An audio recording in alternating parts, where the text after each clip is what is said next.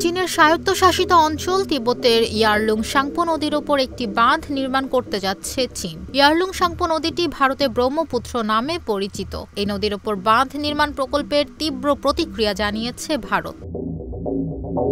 ভারতীয় সংবাদ মাধ্যম ইকোনমিক টাইমস জানিয়েছে, গত 25 ডিসেম্বর ব্রহ্মপুত্র নদীর ওপর নির্মিত প্রকল্প সম্পর্কে একটি প্রতিবেদন প্রকাশ করেছে চীনের রাষ্ট্রীয় সংবাদ সংস্থা সিনহুয়া। এরপর এ ব্যাপারে প্রতিক্রিয়া জানান ভারতের পররাষ্ট্র মন্ত্রণালয়ের মুখপাত্র রণধীর জয়সওয়াল।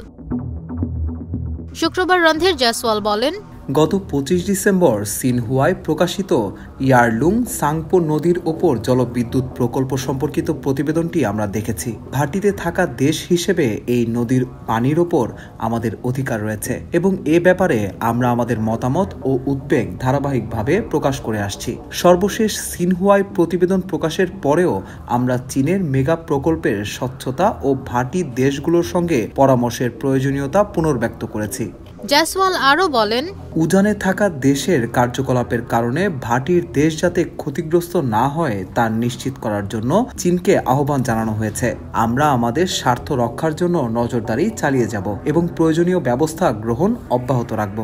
ডিসেম্বরের শেষ সপ্তাহে এই বাঁধ নির্মাণের চূড়ান্ত অনুমোদন দেয় চীন সরকার। বাঁধটি ইয়ারলুং সাংপো নদীর ভাটিতে নির্মাণ করা হবে। 2020 সালে পাওয়ার কনস্ট্রাকশন কর্পোরেশন অফ চায়না বলেছিল, এই প্রকল্প থেকে বছরে 300 বিলিয়ন অর্থাৎ 30,000 কোটি কিলোওয়াট ঘণ্টা বিদ্যুৎ উৎপাদন সম্ভব হবে।